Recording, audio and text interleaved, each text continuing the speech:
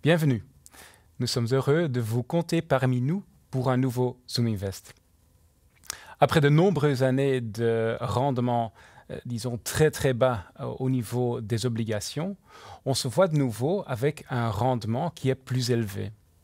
Ce qui s'est passé pendant ces 2 dernières années et surtout quelles sont les perspectives et quelles sont les opportunités selon la KBC, j'en parle avec David Willems. David est stratégiste économiste auprès de KBC Asset Management. Bienvenue David. Bonjour Marc. Bonjour.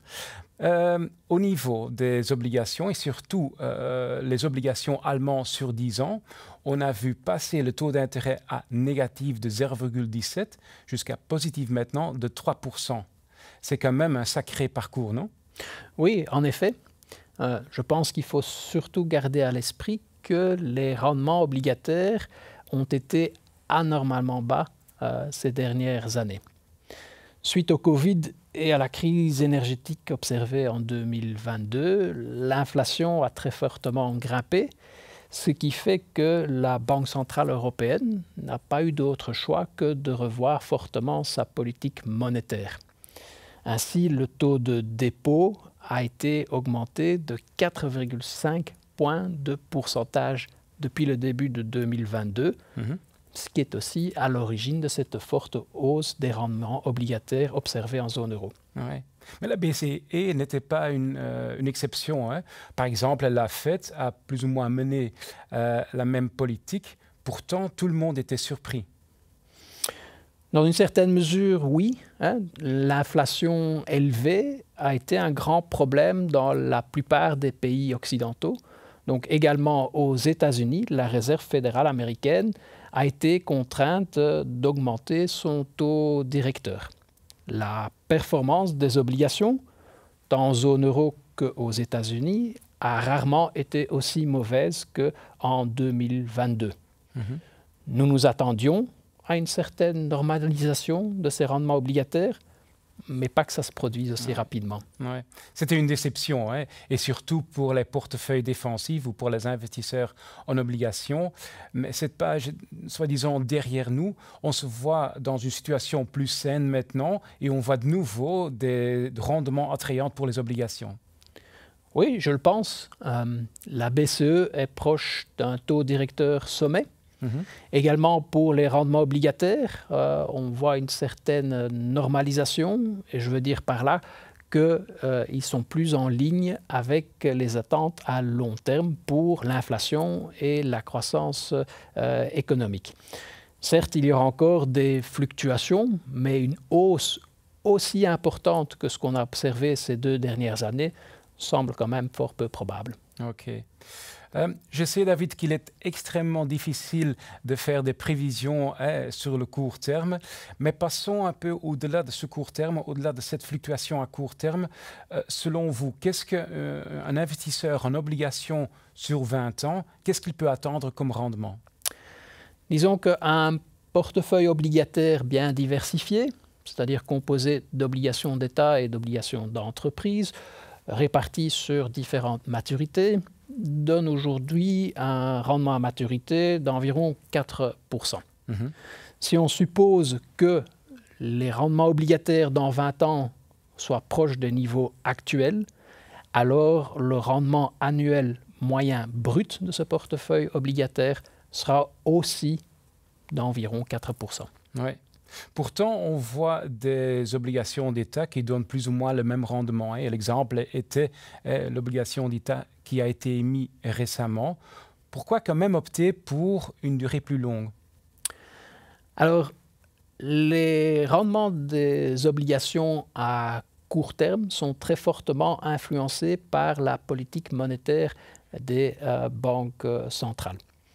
Une fois l'inflation sous contrôle, la BCE sera en mesure de réduire son taux de dépôt, qui est actuellement de 4%, probablement vers un niveau de 2 à 3%. Dans ce contexte, un investissement dans une obligation, par exemple à 2 ans, bien, ce coupon, dans le futur, devra être réinvesti à un niveau de taux d'intérêt plus faible que ce qu'on connaît aujourd'hui. OK. Et ça, c'est donc la raison pour laquelle la KBC, dans son stratégie, a opté pour une duration plus longue, donc pour des échéances un peu plus longues. Entre autres, oui. Disons que investir dans une obligation à long terme a aussi l'avantage de garantir que le coupon reste aussi élevé sur toute la période de l'investissement. Nous anticipons que la BCE soit en mesure de réduire son taux directeur d'ici la fin 2024. Ceci veut dire que les coupons sur les obligations à court terme seront vraisemblablement plus faibles que les niveaux qu'on connaît actuellement. Oui. OK. Revenons brièvement sur les rendements qu'on peut attendre dans les obligations. On sait que la fluctuation du niveau d'intérêt influence les obligations, le cours de l'obligation, mais elle influence plus les obligations à long terme que ceux à court terme. Est-ce que tu peux nous expliquer ça? Oui, certainement. Donc, une hausse des taux d'intérêt obligataires se traduit par une baisse du prix des obligations. Ceci s'explique par le fait que les émissions de nouvelles obligations se font avec un coupon plus élevé, ce qui veut dire que les anciennes obligations, le prix de ces obligations doit s'ajuster à la baisse. Oui.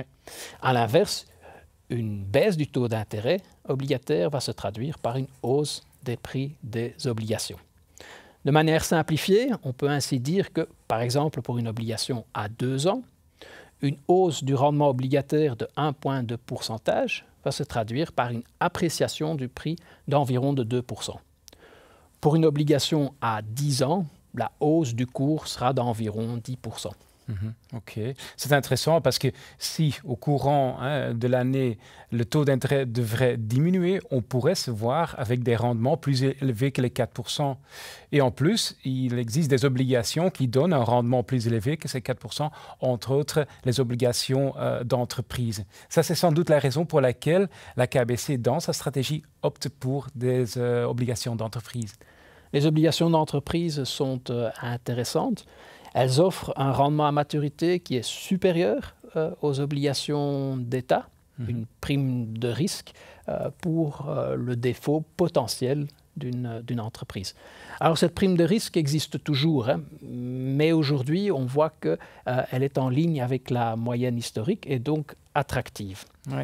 Ce risque de défaut est donc partiellement rémunéré aujourd'hui. OK. Mais la KBC reste prudent pour l'instant. On opte plutôt pour des entreprises avec des bilans solides, des soi-disant investment grade. Oui, je pense qu'il faut être honnête. On constate aujourd'hui que la probabilité que ces entreprises rencontrent des difficultés est plus élevée. D'une part, elles font face à des paiements d'intérêt plus élevés sur leurs emprunts. D'autre part, on s'attend à ce qu'il y ait un ralentissement, voire une faiblesse de la croissance économique. Les entreprises avec des bilans solides devraient relativement être épargnées dans cette situation. D'autre part, on constate que ces entreprises sont toujours en mesure d'assez facilement emprunter sur les marchés obligataires. OK. Passons vers l'appétit des investisseurs et on constate qu'il y a de plus en plus de demandes pour des obligations vertes ou peut-être plus larges pour des obligations socialement responsables.